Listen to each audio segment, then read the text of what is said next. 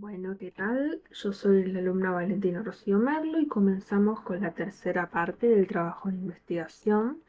En este caso vamos a hablar del tronco cerebral y las áreas corticales.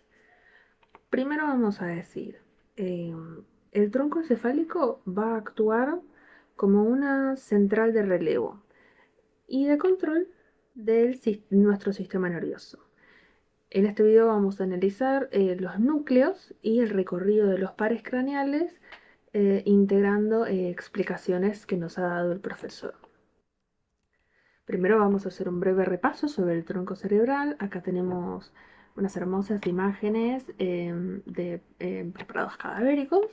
Tenemos la vista ventral y vista lateral izquierda del tronco cerebral. Acá tenemos el mesencéfalo. Acá se marca como en el área 17 y acá está delimitado por esta línea de puntos. Tenemos el puente, o protuberancia también llamado, y el bulbo raquídeo. Bien, acá ya se ven algunas partecitas de los núcleos. Bien, acá tenemos una imagen bien general que engloba todo lo que voy a desarrollar a continuación y que separa de los núcleos sensitivos de los motores en una imagen un poco más simplificada de lo que es la realidad anatómica. Bien, a nivel superior tenemos al mesencéfalo, que va a tener a los pares craneales 3 y 4. El nervio, el tercer par, que es el nervio oculomotor, posee un componente mixto de vital importancia. Su núcleo motor principal se va a encargar de la motilidad voluntaria de la mayoría de los músculos extrínsecos del ojo. Por otro lado, el componente vegetativo, es decir, parasimpático, nace en el núcleo de Ebinger-Westphal. Sus fibras viajan con el nervio para producir miosis, que es decir, contracción pupilar, y acomodación del cristalino en respuesta a la luz y cercanía. Después, el nervio troclear o patético es un nervio motor puro. Va a inervar exclusivamente al músculo oblicuo superior del ojo, permitiendo movimientos de rotación interna y descenso del globo ocular. Como particularidad, tenemos que emerge por la cara posterior del tronco. Ahora vamos a aclarar algo sobre los pares craneales 1 y 2, que sería el olfatorio y el óptico. Estos no se originan ni llegan al tronco encefálico, sino que van a conectar directamente con estructuras del prosencéfalo. Bien. En nivel medio, es decir, la protuberancia o puente, tenemos al par craneal 5, 4, uy, y con los números, la verdad que no voy bien. Bien, nervio trigemino, quinto par. Va a contar con el complejo nuclear más largo del tronco. Destaca en este sector el núcleo sensitivo principal, es decir, el tacto epicrítico de la cara, y su núcleo motor, es decir, los músculos de la masticación. Su emergencia se aprecia de forma imponente en la cara anterolateral del puente.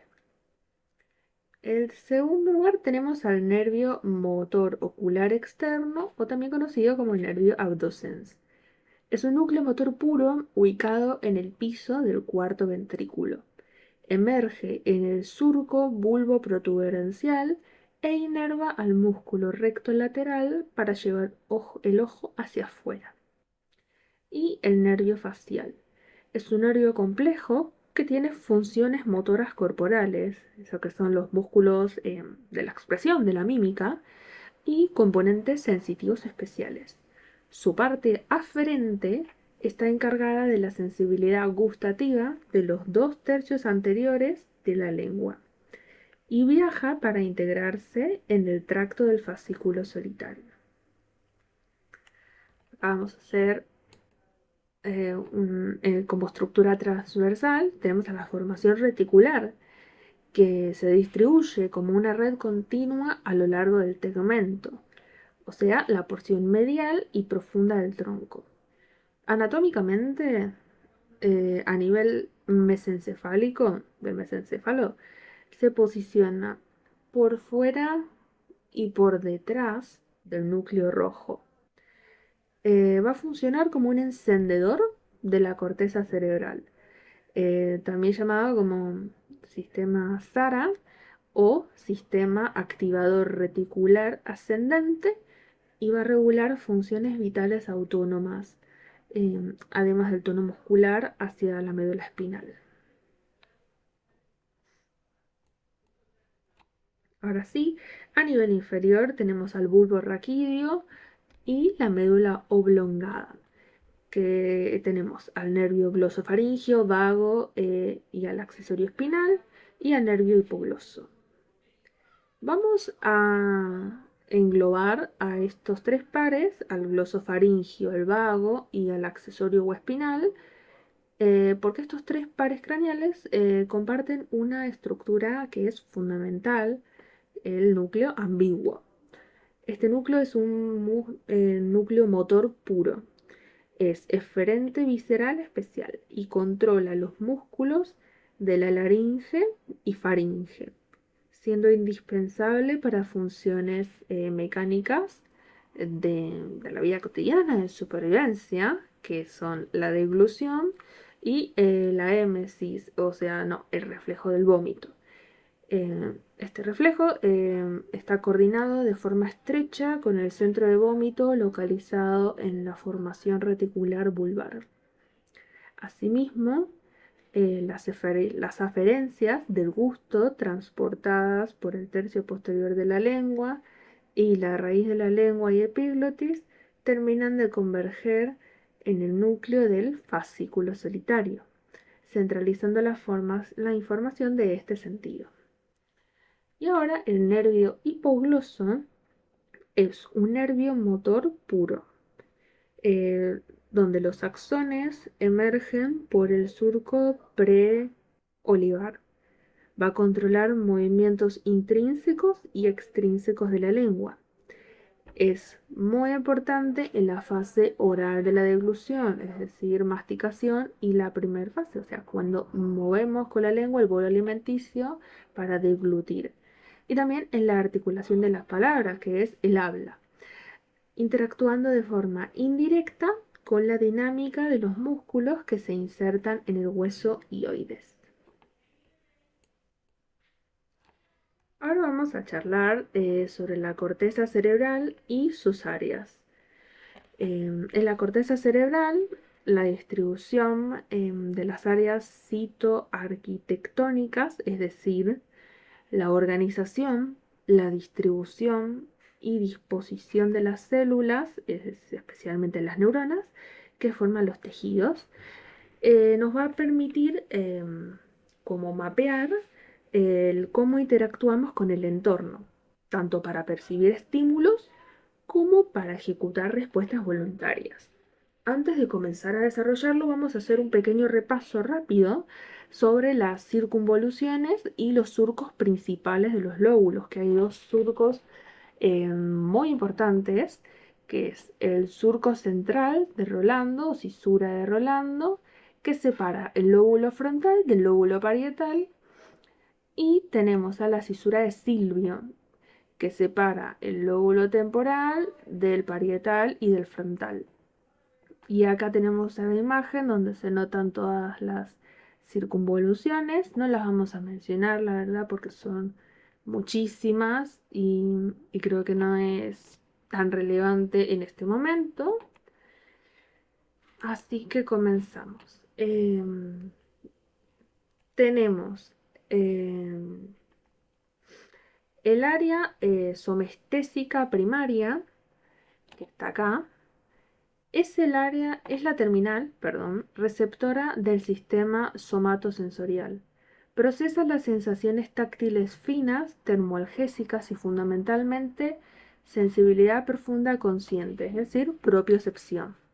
Esta propiocepción es indispensable para el movimiento ya que como que informa al cerebro sobre la posición en la que está cada músculo y la articulación en tiempo real para calibrar el paso, el movimiento siguiente.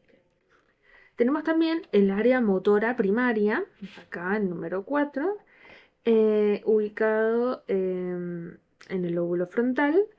Es el centro ejecutor consciente y programable.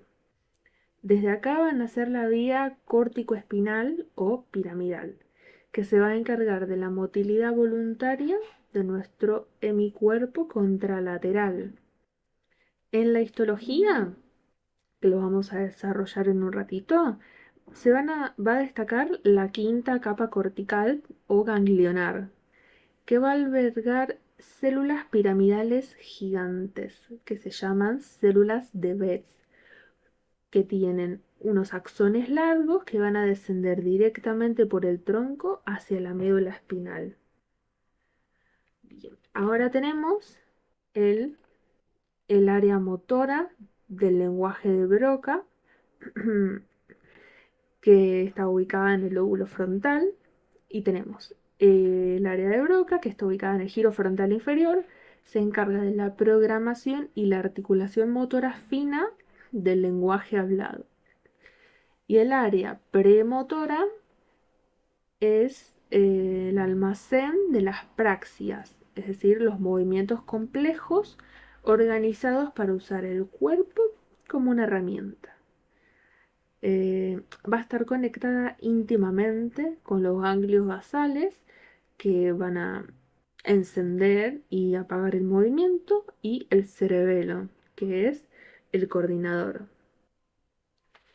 También tenemos al campo ocular frontal, que está acá. Este va a controlar la motilidad voluntaria y conjugada de los ojos de forma separada, independiente de los estímulos visuales. Como por ejemplo, buscar un objeto activamente. Se conecta de manera funcional con los núcleos oculomotores mesencefálicos y pontinos a través de fibras descendentes dirigidas al colículo superior. Vamos ahora a desglosar el procesamiento sensorial, es decir, la audición y la visión. Vamos a analizar todo este caminito que hace, y son 3 pasos. El primer paso, primero vamos a decir esto, para que el entorno eh, adquiera o tenga un sentido, la información va a atravesar un proceso de integración que es jerárquico y progresivo en la corteza. Paso 1. La corteza primaria, es decir, sentir. Recibe el impacto eléctrico bruto del estímulo. La corteza visual primaria registra luz o líneas, y la auditiva primaria registra frecuencias de sonido. Acá está marcada. En segundo paso tenemos a la corteza secundaria, que es la sensopercepción o percibir. Organiza los datos brutos que recibimos en la corteza primaria. Nos va a permitir diferenciar tonalidades, colores, formas o los timbres específicos de una voz. Y en el tercer paso tenemos a la corteza terciaria o de asociación, también llamada área de Wernicke. Sí. Que sería como la gnosia o el significado. Está situada en la encrucijada donde confluyen los lóbulos parietal, occipital y temporal. Acá es donde se van a unificar todas las percepciones. El cerebro interpreta la información, le va a poner un nombre, lo va a comprender, una comprensión, y le va a dar un significado a lo que estamos viendo o escuchando, permitiendo la conectividad asociativa con memoria y lenguaje. Vamos a desarrollar ahora las capas y fibras de la corteza.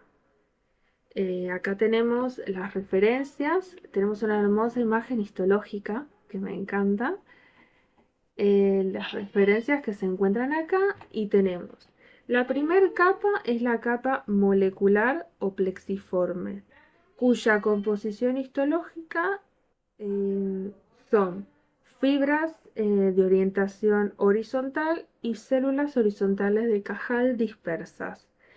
Es nuestra capa más superficial y sirve como la zona de sinapsis de dendritas apicales de neuronas de capas más profundas con fibras de asociación procedentes de otras zonas corticales. En segundo lugar, acá tenemos a la capa granulosa externa. Está constituida por una densa población de pequeñas células estrelladas o granulosas y neuronas piramidales de pequeño tamaño. Esta segunda capa va a actuar como una estación de procesamiento local e interno y establece circuitos asociativos e interconexiones cortocorticales dentro de la propia circunvolución cerebral. En tercero tenemos a la capa piramidal externa, que contiene células, como dice su nombre, piramidales y son medianas. Sus axones forman principalmente las fibras de asociación y comisurales, como el cuerpo calloso, que están destinadas a conectar áreas del mismo hemisferio o con el hemisferio contralateral. Ahora vamos a charlar de las fibras aferentes, es decir, las entradas. Traen información proveniente del tálamo, del sistema somatosensorial profundo o de otras cortezas. Terminan y hacen sinapsis principalmente en las capas receptoras granulosas, especialmente en la cuarta capa, que es la capa granulosa interna. Se asocian predominantemente con áreas sensitivas y representadas en color azul en los cortes del libro. Después tenemos acá la quinta capa, que es la capa ganglionar, donde se encuentran las células de Betz que estuvimos hablando. Va a albergar estas células gigantes piramidales en el giro precentral. Van a ser significativamente más grandes, ya que dan origen a las fibras de proyección eferentes principales, o sea, la vía piramidal, y van a recorrer distancias muy largas hacia la médula espinal. Y tenemos a la última capa, la sexta capa, que es la capa multiforme. Está compuesta mayormente por neuronas fusiformes, células piramidales modificadas de forma triangular u ovoide y células de Martinotti. Sus axones se proyectan directamente a la sustancia blanca subyacente. Desde acá van a nacer fibras eferentes reguladoras, es decir, proyección córtico-talámicas y de asociación interhemisférica. Acá tenemos la bibliografía y ya damos por finalizada esta tercera parte. Muchas gracias.